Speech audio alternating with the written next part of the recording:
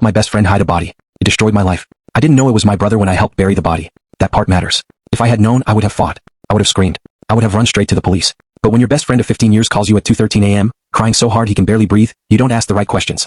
You just show up. I need you, he kept saying. I swear it was an accident. Those words followed me for years. When I arrived at his apartment, the lights were off, curtains drawn. The silence felt staged, like the room was holding its breath. He was sitting on the floor, knees pulled to his chest, shaking. There's someone in the bedroom, he whispered. I didn't mean to kill him. I didn't move at first. Then I smelled it. Blood doesn't smell the way movies show it. It smells metallic, heavy, like something final has already happened and the world is just catching up. I stepped into the bedroom. The body was wrapped in a bedsheet. I didn't look at the face. I don't know why. Maybe my mind was protecting me. Or maybe some part of me already knew that once I saw the face, nothing would ever be the same again. He came at me, my friend said. I panicked. I asked one question. Did anyone see? He shook his head. That should have been my moment to walk away. Instead, I said the words that ended my life as I knew it. Okay, tell me what to do. We moved fast. Too fast. Like people who didn't want to think. Wrapped the body tighter. Dragged it down the stairs before dawn. No one stopped us. No one asked questions. The whole time something felt wrong. The shoes looked familiar. The jacket looked familiar. I told myself grief was tricking me. We drove out of town and buried the body in a shallow grave. The ground was hard. My hands bled. I threw up once and kept digging. I never looked at the face. When we were done, my friend hugged me like I had saved him. You're my brother, he said. If only he knew how true that would become. I went home, showered, and tried to convince myself that what I'd just done wasn't real. At 7:58 a.m. my phone rang. Was my mother. Have you heard from your brother? She asked. He didn't come home last night. My chest collapsed inward. I lied without thinking. No, I said. I haven't. After I hung up, I sat on the edge of my bed and stared at my hands. They still had dirt under the nails. The police got involved quickly. Missing person reports don't stay quiet for long. I acted surprised, concerned, helpful. My best friend coached me constantly. Say less. Don't volunteer information. Let me talk. A week later, the police found the body. I wasn't there when they identified it. But when they showed me the photo, my vision went black. It was my brother. The scar above his eyebrow. The nose he broke as a teenager. I screamed until my throat burned. I cried at the funeral. People hugged me. Told me I was strong. My best friend stood right beside me, his hand heavy on my shoulder. After the funeral, things changed. The police started coming around more often. They asked about my relationship with my brother.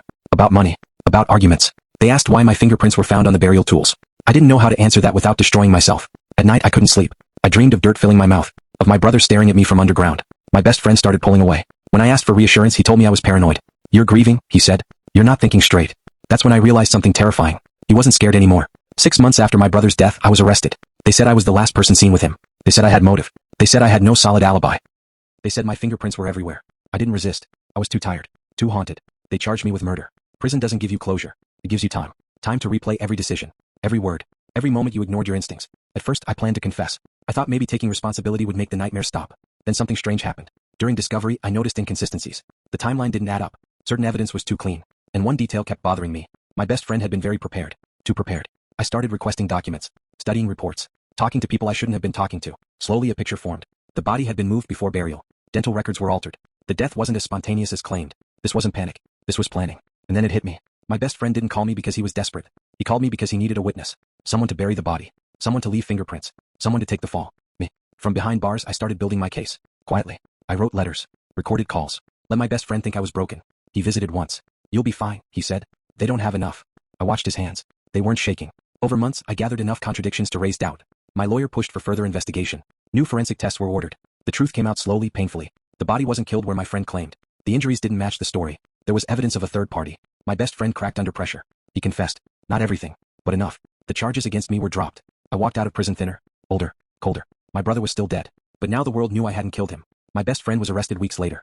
I didn't go to the trial. Some endings don't need witnesses. People ask me how I survived. I don't tell them about the nightmares, or the guilt, or the sound of dirt hitting a coffin. I tell them this instead. If someone asks you to help them hide a body, they're not asking for loyalty. They're choosing their scapegoat.